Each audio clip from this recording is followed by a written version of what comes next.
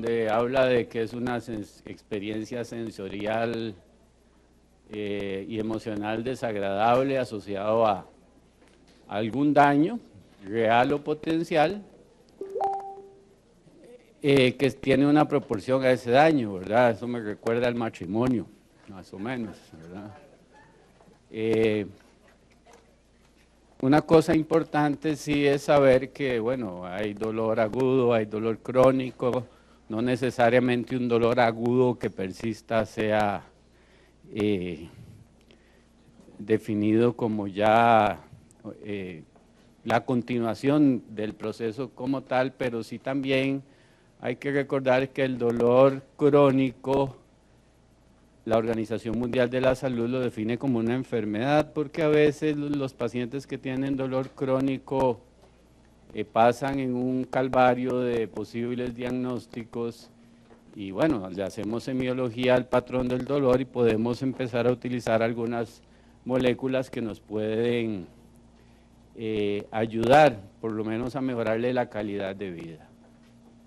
Las personas que son sometidas a dolor sufren algunos trastornos en su sistema nervioso central y eso es clásico y también a veces sustenta algunas teorías alrededor de algunas enfermedades dolorosas per se y que no tienen ninguna otra manifestación clínica, pero que también en otras condiciones donde sí hay cambio estructural, como por ejemplo una artrosis o una distrofia simpático-refleja, son mucho más evidentes.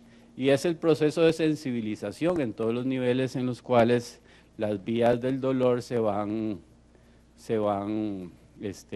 activando y van ascendiendo hasta que el dolor se nos hace conscientes e inclusive en esos casos pues el dolor va a generar una respuesta específica. Naturalmente el dolor pues es un proceso que nos permite o nos defiende de factores agresores y lo normal es que ante esos factores tengamos una respuesta. El problema es cuando esa respuesta ya empieza a ser patológica o tiende a ser continua y asocia algunas otras manifestaciones que tal vez sean la marca de algunos de todos los modelos de dolor, como por ejemplo la alodinia y la hiperalgesia, que son marcadores interesantes, sobre todo en los modelos de dolor neuropático, los modelos de dolor por síndrome de hipersensibilización central, inclusive lo podríamos ver en algunos pacientes que tienen fibromialgia. Aquí otra vez entonces tenemos pues una vía ascendente que activa o que va amplificando el dolor y tenemos una respuesta que es natural, por eso cuando nos dan ese pellizquito, el pellizquito dura un ratito y después tiende a desaparecer. Si el pellizcote es muy grande, pues va a tardar más. Si los pellizcos son sostenidos, pues eso o es amor o ya entonces hay que ir al INAMU o alguna cosa de esas a poner la denuncia. Yo digo INAMU porque todavía los hombres no tenemos dónde quejarnos cuando nos pellizcan mucho, ¿verdad? Pero bueno, además a estas alturas de la vida que uno lo pellizquen hay que sentirse contento, ¿verdad? Exactamente. A veces el dolor puede generar, inclusive cuando hay un estímulo doloroso, podría generar una respuesta inflamatoria como respuesta al dolor, ¿verdad? Y eso es lo que llamamos inflamación neurogénica, y esto lo vemos mucho en el síndrome de dolor la famosa distrofia simpático-refleja, donde vemos luego edema, rubor, calor, pero posterior al estímulo a que llevó tal proceso. Entonces puede haber una inflamación secundaria. Hay muchos mediadores que participan en la sensibilización a nivel, en los diferentes niveles de la vía ascendente del dolor. Muchos de ellos son famosos, las prostaglandinas, pero la sustancia P, prácticamente todas las interleuquinas, la misma histamina, todas ellas lo que hacen es que las neuronas se vuelvan más excitables y transmitan rápidamente el dolor.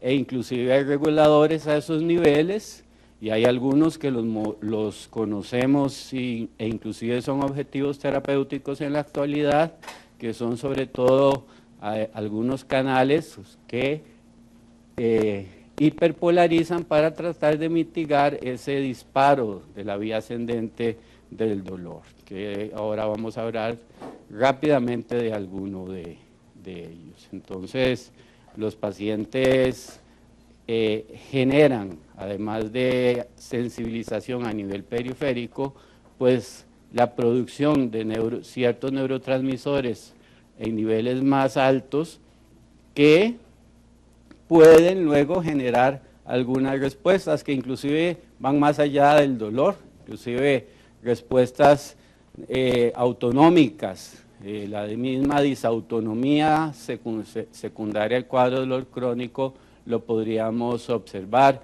y la glutamina y sus receptores y la activación de sus dos receptores explican mucho de esa sensibilización, que es más central y que está relacionado también a otros modelos o pacientes que tienen enfermedades, como ya mencioné, con daño estructural y posteriormente empiezan a cambiar su patrón de dolor. Hay neurotransmisores que tienden a participar en esa vía descendente del dolor, la serotonina y la norepinefrina es uno de ellos, y por eso también la serotonina y la norepinefrina pues, se volvieron también objetivos terapéuticos, sobre todo tratando de sostener la presencia de estos neurotransmisores a nivel de la sinapsis para tratar de mitigar o por lo menos reducir en alguna medida el umbral del dolor. Entonces, por eso es que la sensibilización central al final es la que va a dar esas dos manifestaciones que yo les mencionaba, y sí se ha visto que algunos pacientes cambian su umbral del dolor. Además de que algunos pacientes tienen trastornos que podrían inclusive tener algún defecto genético que los hacen más sensibles a la percepción del dolor. Sin embargo, eso también se ha tratado de aclarar un poco más para definir qué tanto realmente el factor genético influye en que algunos pacientes desarrollen estos cuadros de dolor. Entonces nosotros podemos tener un dolor espontáneo sin que exista un estímulo, o podemos tener un dolor inducido, por ejemplo, por una artritis reumatoidea o una espondiloartropatía. Cualquiera de esos dos fenómenos puede ser amplificado dependiendo de ciertas condiciones que se den, y puede generar ciertas respuestas que también hay que identificarlas. Por eso a veces vemos que muchos de nuestros pacientes con artritis reumatoidea, osteoartritis, también asocian disautonomía, digestivo irritable y otras manifestaciones que parecen ser manifestaciones de la activación del sistema nervioso autónomo. Me hizo Erika.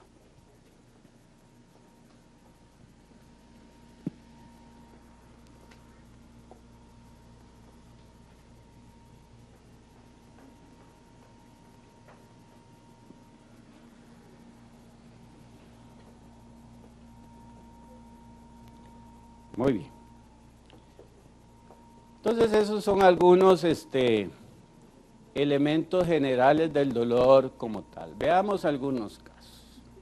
Aquí tenemos un muchachito joven, así como yo, 24 años, con una lumbalgia con algunas características que son importantes. Tiene un elemento de dolor de espalda que se clasificó como crónico, 2 años de evolución, gradual, que era más nocturno, a veces se asociaba a rigidez.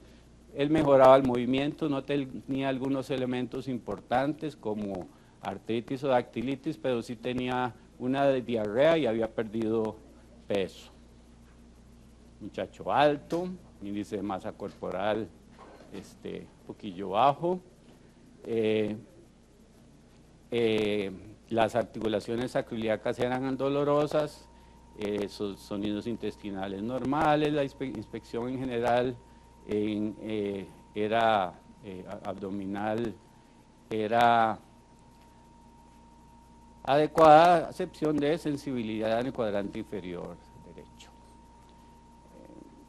Cuando uno tiene un paciente joven, lo que uno debe pensar con una lumbalgia, un paciente antes de los 40 años con una lumbalgia, siempre es en una espondiloartropatía. Sin embargo, ahora vamos a ver algunos elementos que pueden ser importantes. Pero veamos este otro paciente, es un paciente de 56 años, diabético, con una lumbalgia mecánica baja, tiene irradiación glútea que va hasta las rodillas, pero además él tiene adormecimiento de miembros inferiores, también tiene adormecimiento de las manos, de hecho refiere parestesias en manos y pies, tiene un Lasegui ahí positivo, las rodillas le crepitan en la flexión y extensión de la rodilla. Entonces, si uno valora, tiene algunas otras manifestaciones, aparte del dolor, que podrían diferenciar con respecto al cuadro, a pesar de que los dos tenían una lumbalgia. Cuando un paciente diabético refiere parestesias en manos y pies, ¿en qué se les ocurre pensar que podría andar por ahí? Una neuropatía del diabético. Y pues probablemente la neuropatía del diabético no la vamos a tratar igual que una lumbalgia, por ejemplo, si tuviera una lumbalgia inflamatoria. Tal vez aquí, si este paciente lo que tiene además es una lumbociática, pues hay algunos medicamentos que sirven para los dos elementos, ¿verdad? Donde hay un fenómeno irritativo neural, pero además de eso hay un factor mecánico. Y este es un pacientito que es una paciente de 30 años que después de un embarazo pues empieza con dolor en las manos, con rigidez matutina, lo despertaba en la noche que duraba 30 minutos, el esposo se enojó porque no se podía ya, no le entraban los anillos, entonces andaba sin anillos, entonces la misma historia que les contaba ayer creo. Ella se sentía muy cansada, estaba un poco triste, tomó un antiinflamatorio, pero dice que un esteroide le funcionó en forma importante y sí se había documentado sobre todo actividad inflamatoria en algunas articulaciones, sobre todo proximales. Más o menos 26 articulaciones comprometidas. Y entonces uno plantea con los criterios de la Liga Europea de Reumatología, uno podría acercarse, inclusive sin hacer exámenes, a que este paciente tenga una artritis reumatoidea, simplemente por algunos elementos que tiene esta paciente, compromiso de pequeñas articulaciones, simetría, etcétera. Pero claro, la paciente también además tenía anticuerpos elevados, reactantes de fase aguda elevados, y evidentemente este es otro modelo de dolor, ¿verdad? Es un modelo de dolor articular puramente inflamatorio. El primer paciente, el jovencito de 24 años, pues es un modelo de dolor lumbar que habría que ver cómo lo clasificamos o no como un cuadro de dolor inflamatorio. Y aquí pongo otros casos, ¿verdad? Este otro paciente, pues tiene una paciente obesa que va a cirugía o la operan, cuadro clásico, dolor de rodilla relacionado a la artrosis, que es un dolor mecánico que aumenta con el uso, pero bueno, evidentemente se espera que la cirugía ayude mucho a controlar el dolor. Pero la paciente empieza a hacer un alodinia, hiperalgesia en la zona donde se le hizo la cirugía. Y esto era lo que les mencionaba yo ayer, que hay pacientes, sobre todo con el modelo de artrosis de rodilla, que pueden hacer síndromes de sensibilización al dolor, donde empiezan a generar otras manifestaciones, donde los antiinflamatorios no son los medicamentos de primera línea. O una mujer joven que tiene una artritis reumatoidea, pero que uno observa que utilizando las escalas de evaluación de la enfermedad está inactiva, pero refiere parestesias en segundo y tercer dedo. ¿Qué será esto? Y sobre todo en nocturnas. Un túnel carpal, y entonces ahí uno valora cómo voy a resolver ese dolor. ¿Será que las medicinas e inclusive los medicamentos analgésicos que usamos tradicionalmente para tratar una artritis reumatoidea vayan a mejorar el túnel carpal? No siempre. Por eso es que insisto, presento casos donde realmente lo que impera es la semiología del dolor para poder generar una resolución eficiente. Entonces, viendo estos últimos modelos donde vemos pacientes que tienen alguna patología con cambio estructural y que posteriormente cambian el modelo, y pensando en el primer paciente, en el paciente de los 24 años que tiene una lumbalgia con características inflamatorias, pues ahí por mucho tiempo nos quebrábamos la cabeza pensando en dónde podría caber este paciente, y muchas veces no nos cabían en algunas de estas, e inclusive la gran mayoría quedaban acá, ¿verdad?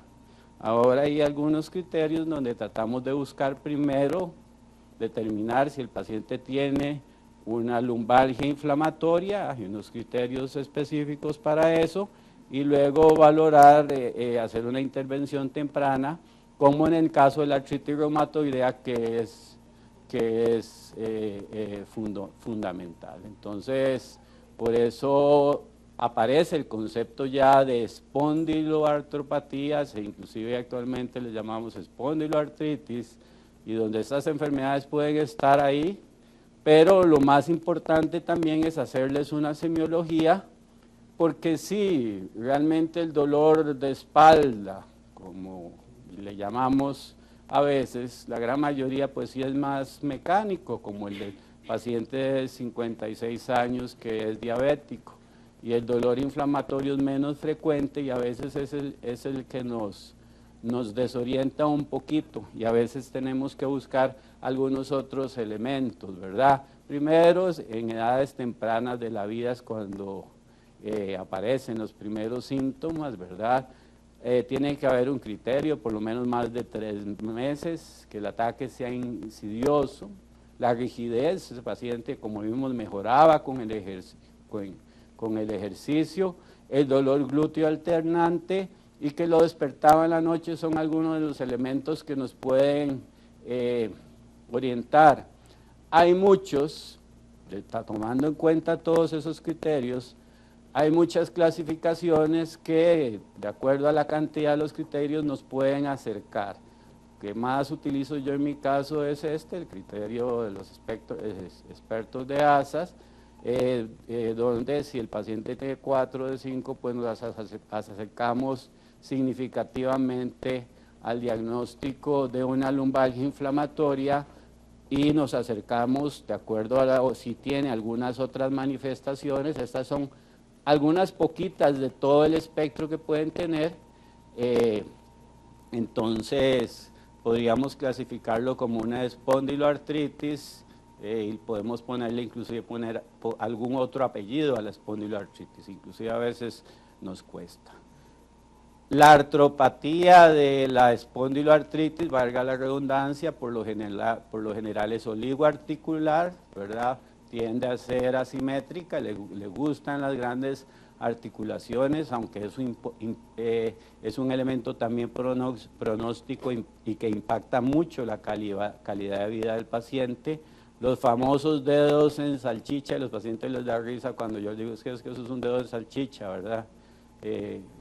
Pero sí, es que este es el famoso dedo de salchicha, y cuando veamos los dedos, no solo veamos los dedos, veamos las uñas, porque muchos de esos cambios son típicos de las espondiloartritis y sobre todo de algunas condiciones como la artritis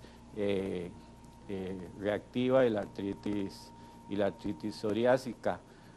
La entesopatía es una manifestación también que que hay que buscarla y sobre todo a nivel aquilia, que inclusive nos puede generar el famoso sindesmofito, que es una manifestación radiológica que en algunos casos inclusive podríamos detectarla más tempranamente por algunas otras metodologías como por ejemplo el ultrasonido articular, donde podemos empezar a ver cambios en la inserción del tendón de Aquiles en el hueso calcáneo, y aquí ya vemos un espolón aquiliano, ¿verdad? Y que es un elemento importante, sobre todo que habría que buscar en ese pacientito, ¿verdad?, de los 24 años, para acercarnos al diagnóstico.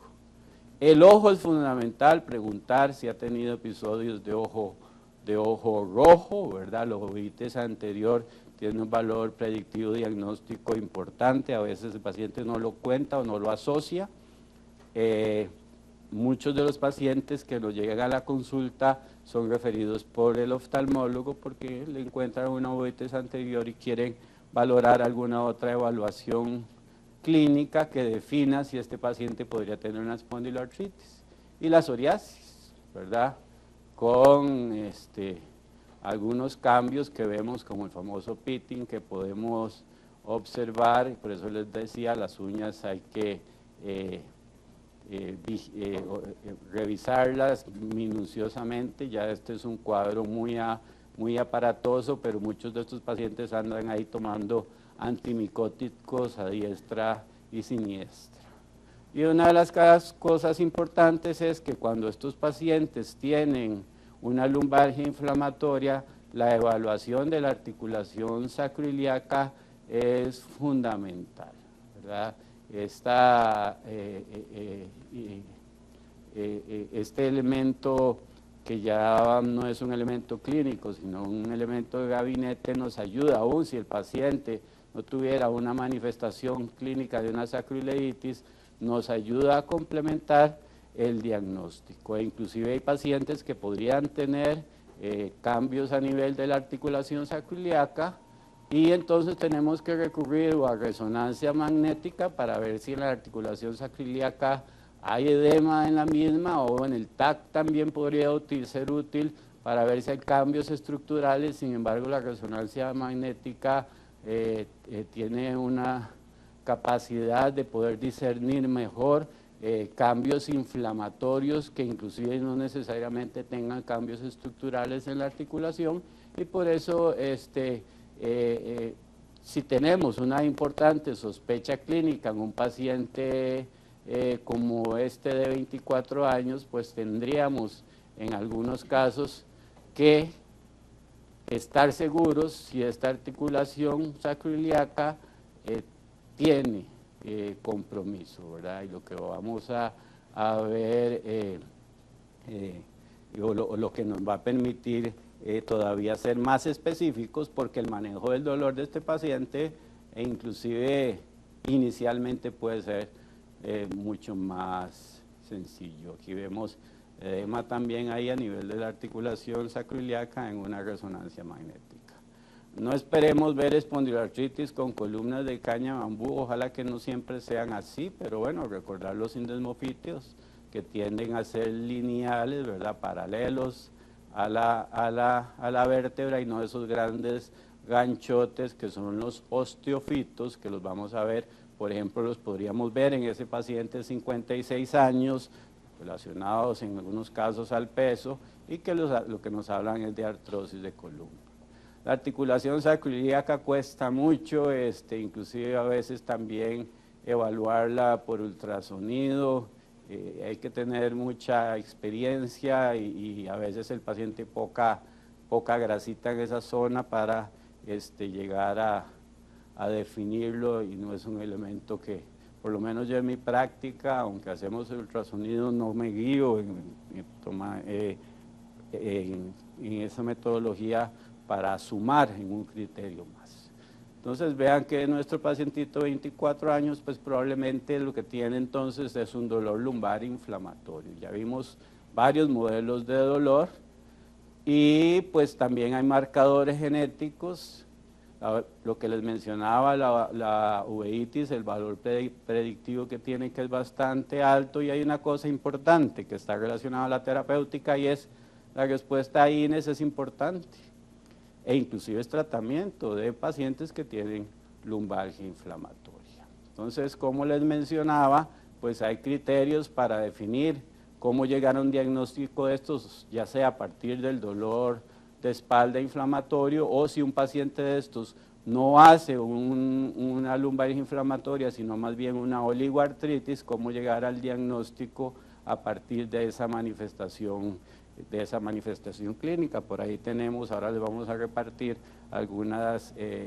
hojitas donde vienen esos criterios para que ustedes hagan un check y puedan ayudarse en su práctica clínica. Aquí tenemos otros, donde a partir de que el paciente tenga entesitis, dactilitis o artritis, si tiene algunas de las otras manifestaciones, la posibilidad de llegar a ese diagnóstico. Empezando ya a la terapéutica, pues estos pacientes, los pacientes con espondiloartropatías, como es probablemente lo que tenga nuestro pacientito de 24 años, los medicamentos de primera línea son los antiinflamatorios, y son, como vimos, tienen una capacidad de respuesta bastante buena. Prácticamente todos los antiinflamatorios podrían ser útiles, algunos tienen estudios controlados, inclusive comparativos entre ellos, hay algunos que no, pero en general todos los AINES podrían ser utilizados, y va también en función de aquella evaluación de riesgo que el paciente tenga, independientemente de si la enfermedad empezó en forma axial o periférica. Algunos DIMAR se pueden usar en algunos casos, se puede incluir ahí el metotrexate, sobre todo en la artritis psoriásica, y los esteroides locales en algunos elementos muy puntuales. Ya cuando hay falla terapéutica podríamos valorar utilizar otros medicamentos más complejos. Sin embargo, uno podría valorar inclusive varios tipos de AINES antes de tener que llegar a la utilización de los inhibidores del factor de necrosis tumoral. Entonces, bueno, los AINES, ya ustedes son expertos en eso, ¿verdad? John Vane decía que el que creía que un AINES era AINES porque inhibía la ciclooxigenasa y que ese era su único mecanismo para controlar la inflamación, solo estaba explicando el 20% de lo que un AINES puede causar. Realmente tiene múltiples mecanismos sobre los cuales controlar la respuesta inflamatoria. Entonces, no solo inhibir la ciclooxigenasa, sino modificar los receptores de las prostaglandinas, e inclusive actúan en otros sitios como la producción de óxido nítrico, que está descrito para algunos antiinflamatorios en específico, la indometacina, el diclofenaco, por ejemplo, que son medicamentos que tienen la capacidad de modificar la producción de óxido nítrico, y el óxido nítrico en un medio inflamatorio tiende a modular el dolor y tiende a mejorar la respuesta antiinflamatoria.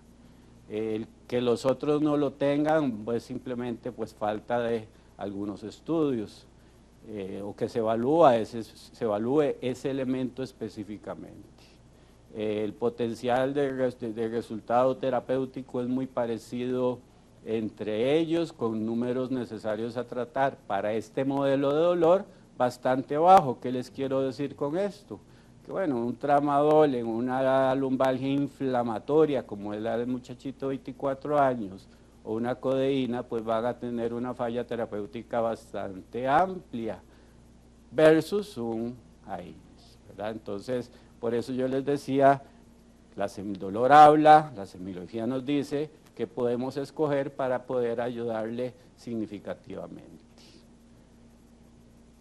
Y algunos han hablado de progresión de la enfermedad en el caso del antiinflamatorio, y por eso se define no como simplemente un analgésico, sino como tratamiento de la enfermedad como tal.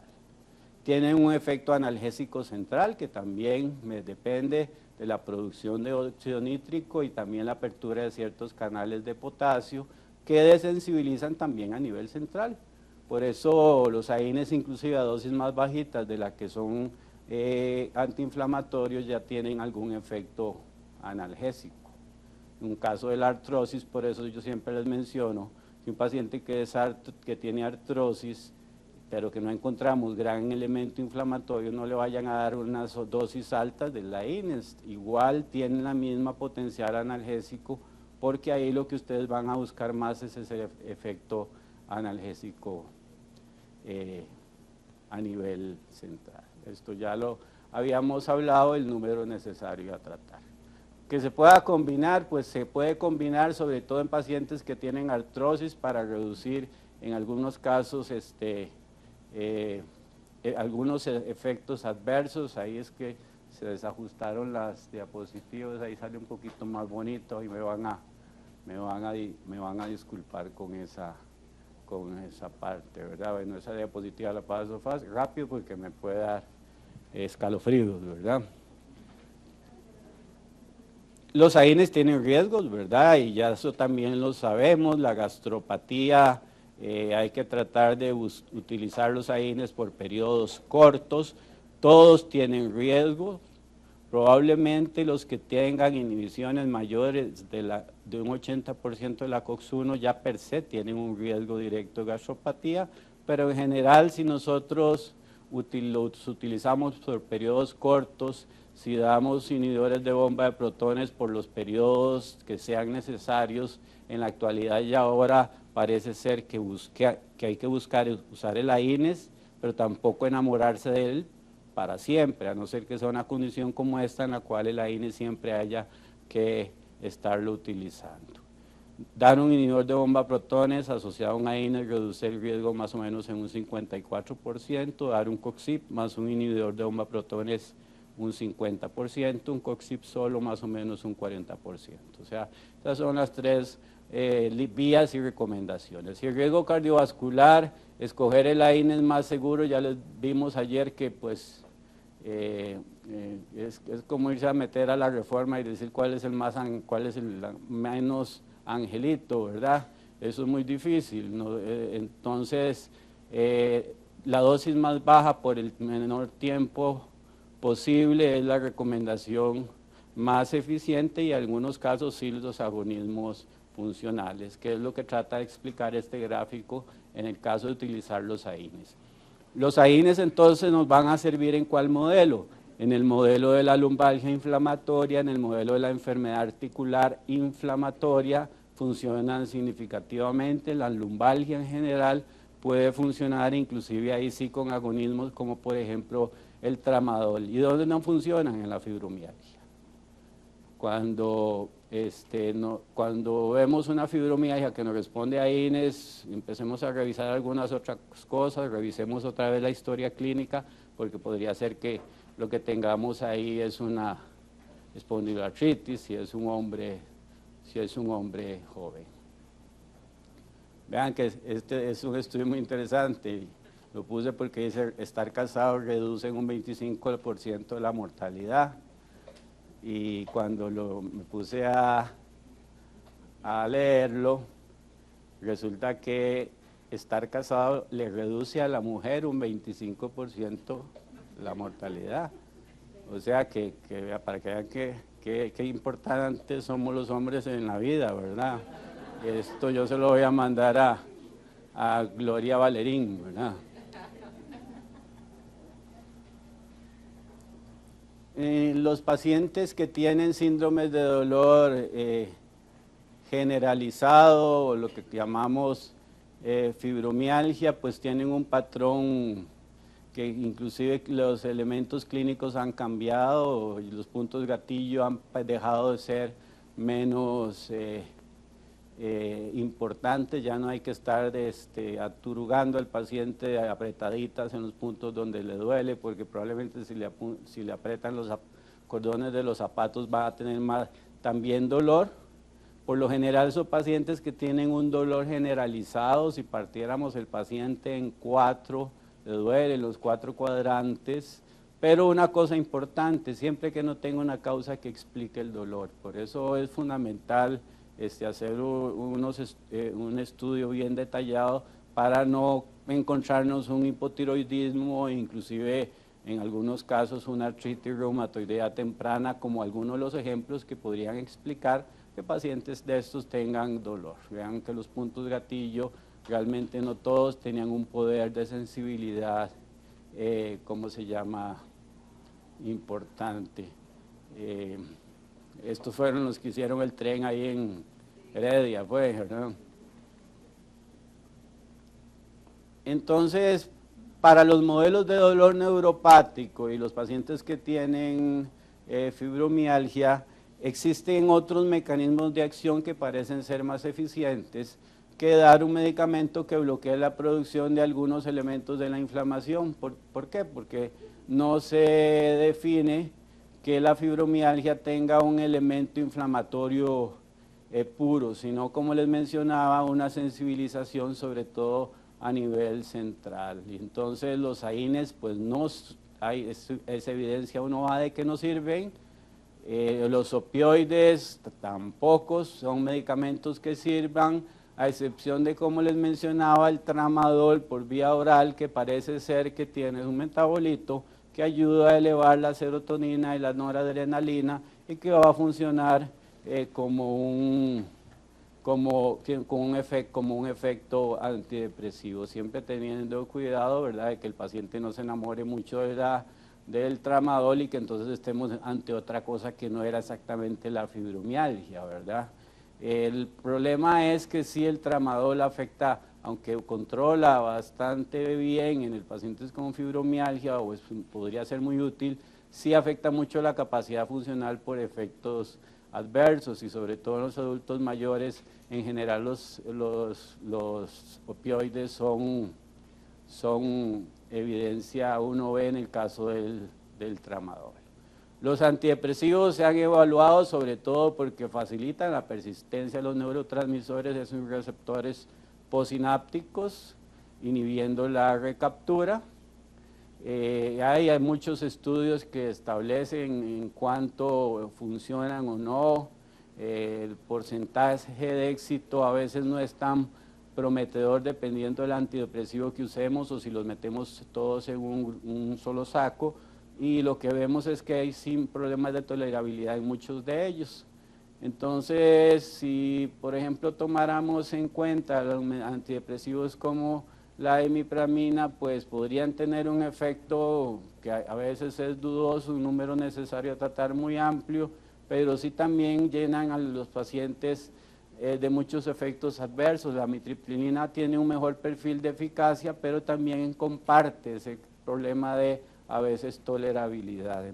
Entonces ahí ese tal vez es el defecto que podríamos tener de un antidepresivo que tenemos en el Seguro Social y que si no fuera por eso, pues sería una herramienta bastante útil. Los que son selectivos tienen menos impacto positivo en la respuesta, del control del dolor con respecto a los antidepresivos que tienen algún efecto dual, y dentro de los efectos de los duales tenemos el Minalcipran, la desvenlafaxina y la duloxetina, con aprobación para la fibromialgia. La duloxetina y el Minalcipran, hasta donde yo sé, en Costa Rica no se vende.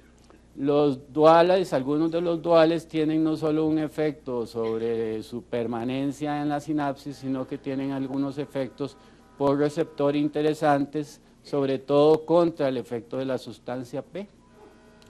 Y por eso tienen estudios que ya tienen un diseño más interesante para valorar su mejoría, con números necesarios a tratar mucho más bajos que por ejemplo, en comparación a la amitriptilina o inclusive el mismo tramadol. Entonces, por eso un dual es una buena alternativa, y esto tiende a ser también consistente en los pacientes que tienen el modelo de dolor neuropático, ¿verdad?